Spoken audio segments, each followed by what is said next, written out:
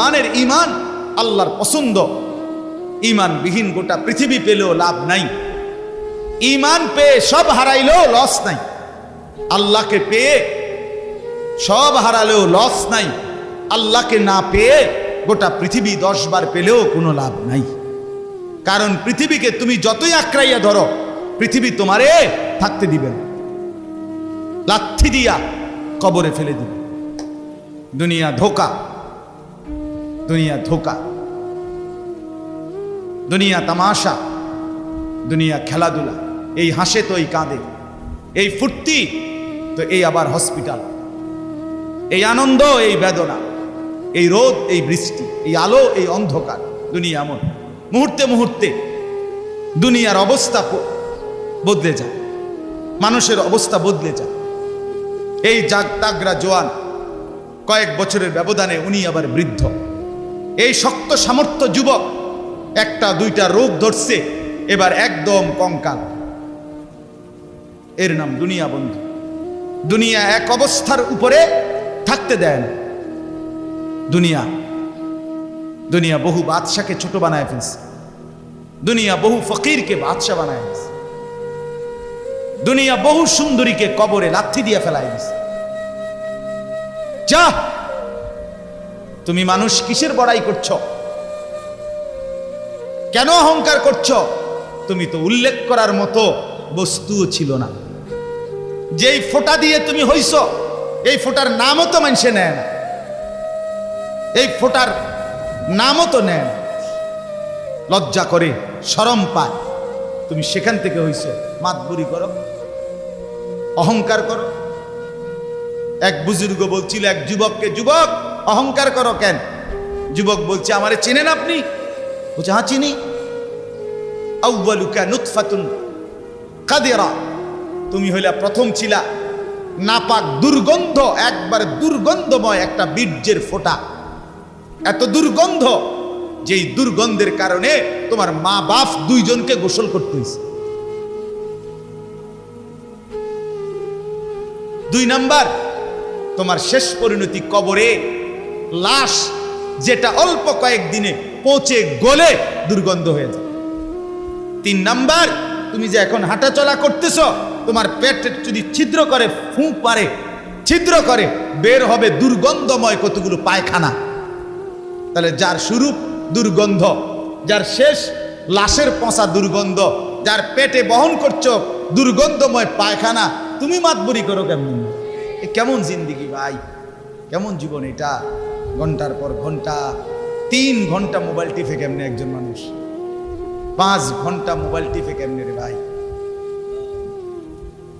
তুমি মানুষ না প্লাস্টিক? হায় হায়, সারা রাত উলঙ্গ ছবি কেমনে দেখে রে দোস্ত? মুসলমান এমন হয় কেন?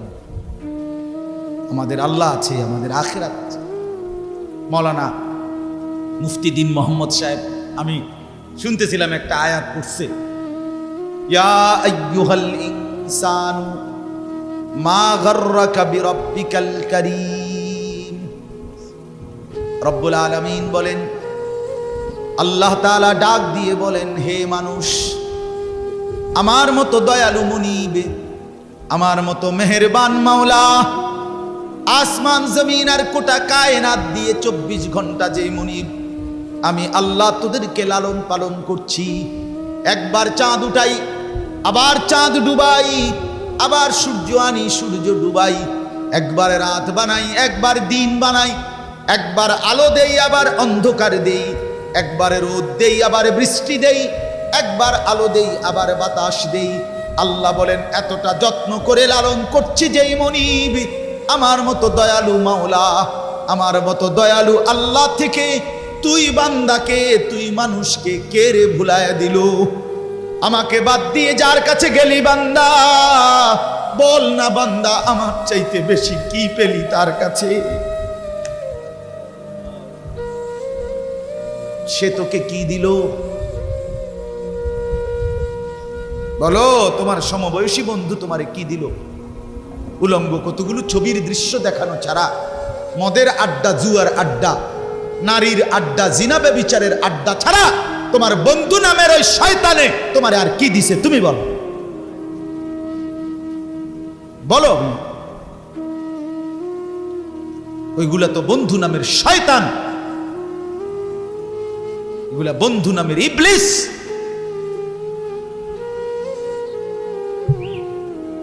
আল্লাহ আমাদেরকে বুঝ দান।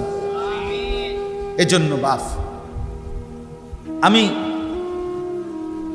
কোরআনুল কারীমের একটা ছোট্ট আয়াত তেলাওয়াত করেছি, আর অল্প একটু সময়, আমার মূল কথা বলা হয়ে গেছে।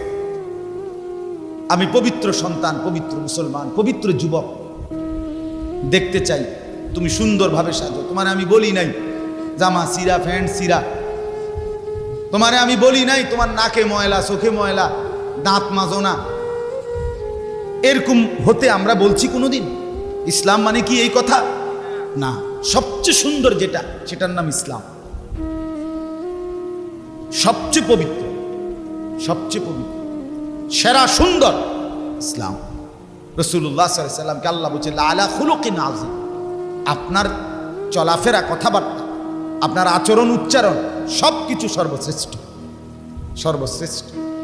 সাহাবী বলতেন, হায়, হযরত কাব ইবনে মালিকের হাদিস আমরা পড়ছি, উনি বলেন নবীজি সাল্লাল্লাহু আলাইহি ওয়াসাল্লাম যখন হাসতেন, আমাদের মনে হইতো পুরা চাঁদ যেন হাসি দিয়ে উঠছে। ইদা সুররা ইস্তানারা ওয়াজহুহু কাআন্নাহু কিতআতুম মিনাল কামার।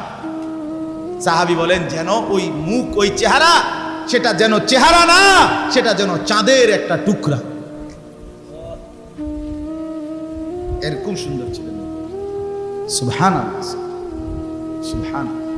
তাহলে সেই সৌন্দর্যময় চেহারা তো নিশ্চয়ই দাড়িওয়ালাই ছিল, ঠিক না? কথা কয় না?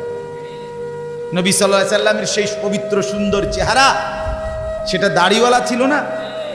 তো দাড়িবিহীন চেহারা সুন্দর হয় কেমনে তাইলে বলেন? কোনোভাবেই পৃথিবীর কোন সেলুনে শেভ কইরা আপনি দাড়িওয়ালা চেহারার সাথে সৌন্দর্যের টক্করে, সৌন্দর্যের পাল্লা দিয়া আপনি নিজেকে উপরে উঠাইতে পারতেন। দাড়িওয়ালা সুন্দর। পৃথিবীর ইতিহাসে একমাত্র ঘটনা যে দাড়িওয়ালা যুবককে দেখে 40 জন সুন্দরী নারী, বংশীয়া নারী, রাজ পরিবারের নারী নিজেদের হাতের আঙ্গুল কাটে ফেলছে। যেই যুবককে দেখে আঙ্গুল কাটছে ওই যুবক দাড়িওয়ালা ছিল। আর এর বিপরীতে এই শেভ করুন না, দাড়ি কাটা, এরকম কোন পুরুষকে দেখে এরকম ঘটনা ঘটছে পৃথিবীতে এমন ইতিহাস রূপকথার মধ্যেও নাই। আরে মানে বানাই না কিচ্ছার মধ্যে এই কথা, বুঝেন না আপনার কথা? এটা তো কোরআনে আছে, আর ওইটা কিসের মধ্যে নাই?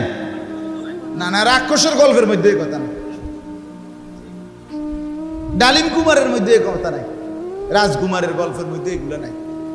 ছোটবেলায় আমরা গল্প পড়ছি না, ডালিম কুমারের গল্প আমি পড়ছি স্কুলের বইয়ে, কোন ক্লাসে জানি পড়ছি। এই ছোটবেলায় আমরা গল্প শুনতাম, এই একরকম গল্প সব দিক। রাজা ছিল, রাজার ফুতা ছিল, যাইতে যাইতে যাইতে যাইতে জঙ্গলে গেছে, জঙ্গলে গিয়া দেখছে বিল্ডিং, বিল্ডিং এর ভিতরে দেখছে রাজকুমারী ঘুম যায়, রাজকুমারীরে উড়াইয়া কইছে আমি তোমারে বিয়া করবো। তখন আবার এদুর বালা ছিল তো বিয়ে করবো, আগের কিচ্ছার মধ্যে বিয়ে করত, হেদুরে নাই, আর আরো হাগায় গেছে। নাউজুবিল্লাহ। তো আল্লাহ তাআলা বলেন, প্রিয় ভাই আমার, বাবা আমার, সবাই মিলে দেখি এই একটা আয়াত শুন, সূরা তাওবা 11 নম্বর পারা 9 নম্বর সূরা। এই সূরার 119 নম্বর আয়াত আল্লাহ তাআলা বলেন, ইয়া আইয়ুহাল্লাযীনা আমানু ইত্তাকুল্লাহ, ইয়া আইয়ুহাল্লাযীনা আমানু ইত্তাকুল্লাহ ওয়া কুনু মা'আস সাদিকিন। এই দুর্গত আল্লাহ তাআলা বলেন, হে ঈমানদারগণ, হে মুমিনগণ, তোমরা যারা নিজেদেরকে পরিচয় দাও ঈমানদার, আমি আল্লাহ তোমাদেরকে তোমাদের ঈমানের সাথে জান্নাতে যাওয়ার জন্য আরেকটা জিনিস অর্জন করতে বলতেছি, ইত্তাকুল্লাহ, সেটা হলো তাকওয়া অবলম্বন করা। কি অবলম্বন করো বলেন? এই দুইটা জিনিস আল্লাহ বলেন জান্নাতের আশাইতেই তুমি ঈমান আনছো, জাহান্নাম থেকে বাঁচার জন্যই তুমি ঈমান আনছো, আমি আল্লাহর ভয়েই তুমি ঈমান আনছো, কাজে এটা আমি নিলাম, ঠিক আছে, ওকে, ঈমান ঠিক আছে, নিলাম। কারণ ঈমানবিহীন জান্নাতে কেউ যাইতে পারে না। পৃথিবীর যদি গোটা পৃথিবীও কেউ দান করে, গোটা পৃথিবীতে মানব সেবায় যদি কেউ 1 নম্বর